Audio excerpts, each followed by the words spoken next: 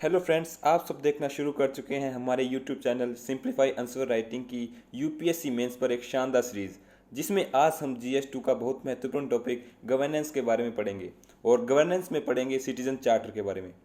आप सबका हमारे YouTube channel simplify answer writing में स्वागत है। शुरू करते हैं आज का टॉपिक सिटीजन चार्टर। देखिए, किसी भी देश की गुड गवर्नेंस के तीन इंपॉर्टेंट फैक्टर होते हैं: ट्रांसपेरेंसी, अकाउंटेबिलिटी, रिएक्शनरी।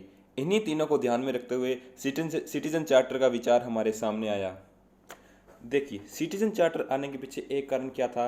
जो गवर्नमेंट डिपार्टमेंट या गवर्नमेंट ऑफिस थे, उनका और सिटीजन्स के बीच में सूचना प्रणाली का व्यवस्थित न होना।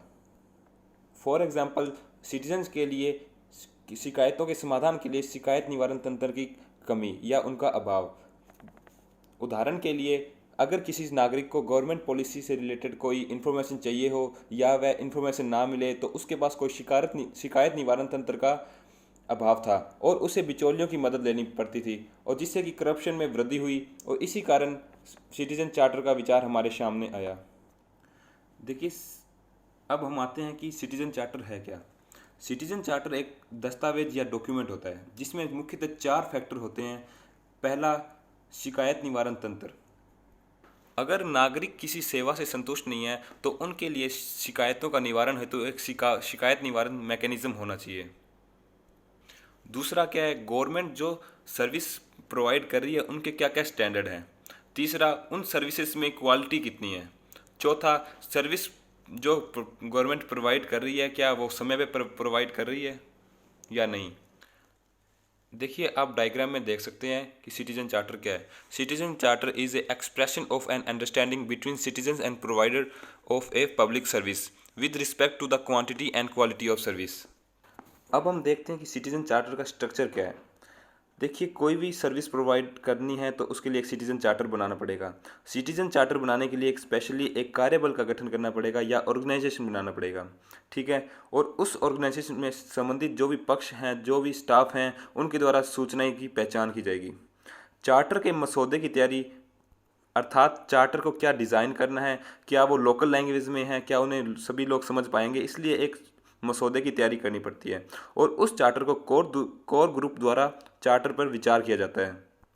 फिर अगली प्रोसेस में उसे प्रशासनिक सुधार और जन शिकायत विभाग को भेजा जाता है, जो चार्टर की प्रति कॉपी उन्हें सौंपते हैं और उन पर समीक्षा करते हैं। फिर अलग से जो बजट है, चार्टर में क्या क्या बजट है उसका मेंशन करना पड़ता है, और उस चार्टर को वेबसाइट पर जारी करना आवश्यक होता है। उदाहरण के लिए हमने साइड में citizen charter of department of planning का दिखाया है, जिसे कि आप देख सकते हैं।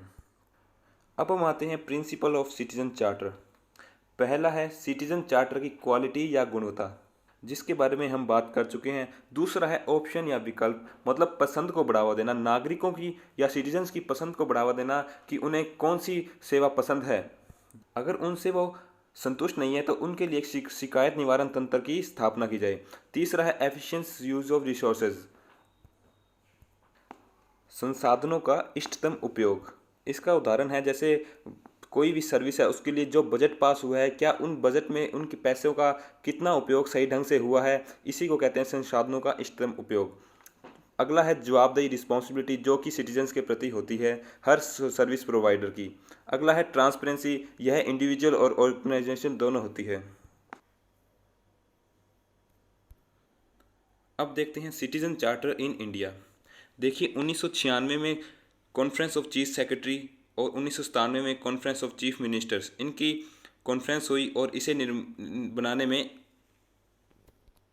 शुरुआत की गई। देखिए, ये सन याद करना बहुत ज़रूरी है, क्योंकि 1991 में हमारे पूरे विश्व में ग्लोबलाइजेशन आया था और उसके जस्ट बाद ही सिटीजन चार्टर का बनाया गया था। ठीक है, और यूपीएससी में क्वेश्चन भी आ सकता है कि ग्लोबलाइजेशन ने किस प्रकार हमारी गवर्नेंस पे इफेक्ट डाला, तो ये कोई बड़ी बात नहीं है, इसलिए ये सन याद करना जरूरी है। और प्रशासनिक सुधार और सार्वजनिक शिकायत और पेंशन विभाग सिटीजन चार्टर को कोऑर्डिनेट करने में और फॉर्मुलेट करने में और ऑपरेशनलाइज करने में रिस्पॉन्सिबल है। अब देखते हैं सिटीजन चार्टर के कंपोनेंट्स या घटक। पहला है संगठन की दृष्टि या मिशन। सिटीजन चार्टर में कोई भी डिपार्टमेंट है या कोई भी इंस्टीट्यूशन है, उसमें सर्विस को लेकर या पॉलिसी को लेकर उसकी क्या विज़न है उसका या क्या दृष्टि है, यह मेंशन करना जरूरी है। दूसरा है कार्यों का विवरण, उसके द्वारा जो भी कार्य किए जाते हैं, कितना बजट पास हुआ है, क्या क्या किया गया है, क्या क्या करने वाला है, इन सब का कार्यों का विवरण सिटीजन चार्टर में होता है।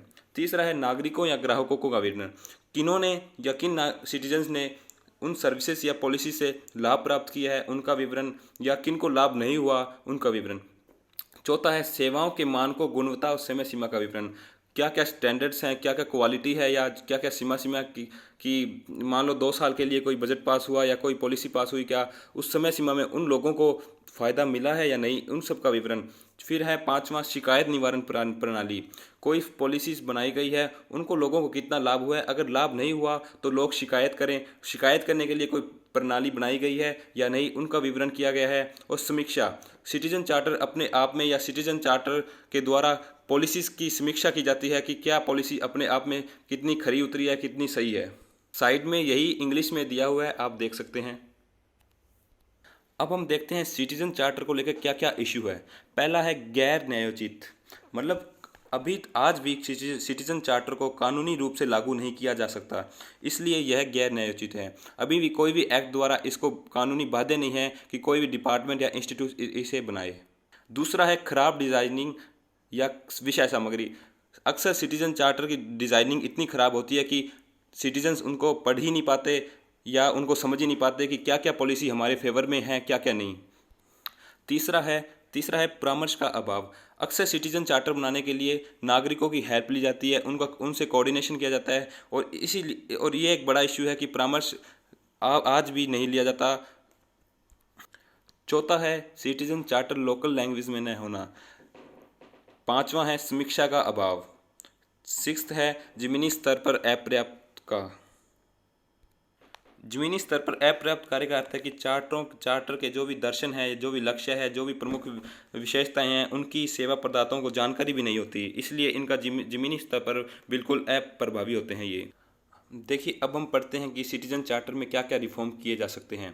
पहला है one size does not fit for all.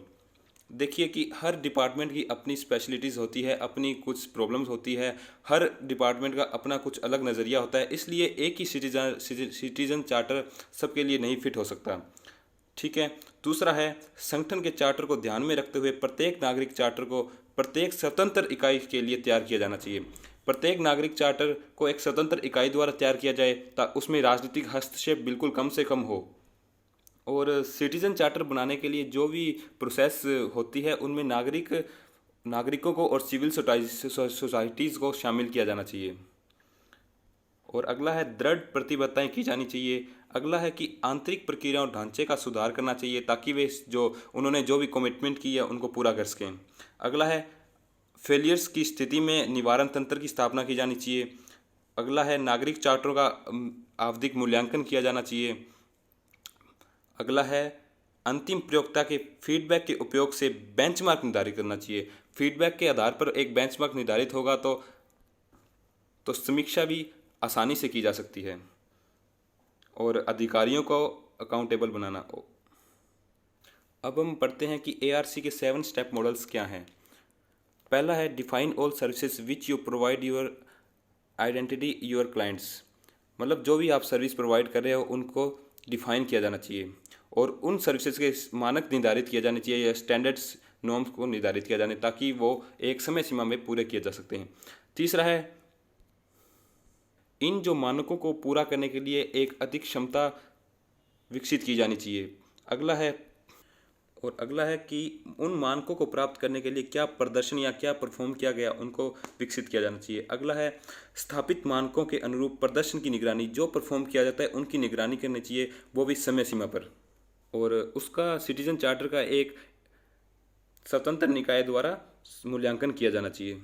इसी तरह निगरानी और मूल्यांकन के आधार पर निरंतर उनमें रिफॉर्म किया जाना चाहिए। अब देखिए कि सिटीजन चार्टर को अगर किसी राज्य ने अगर प्रभावी ढंग से लागू किया है तो वो है आंध्र प्रदेश। हम UPSC के क्वेश्चन में एग्जाम्पल के रूप में लिख सकते हैं कि आंध्र प्रदेश ने किस प्रकार सिटीजन चार्टर को प्रभावी रूप से लागू किया है। आंध्र प्रदेश के बारे में आप पढ़ सकते हैं।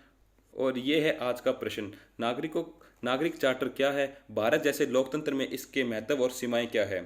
ये आज का क्वेश्चन है, आपको लिखना है और हमारी मेल आईडी पर सेंड कीजिए। हम आपको 5 दिन के अंदर अंदर उसकी समीक्षा करके आपको वापस भेजेंगे। So thank you.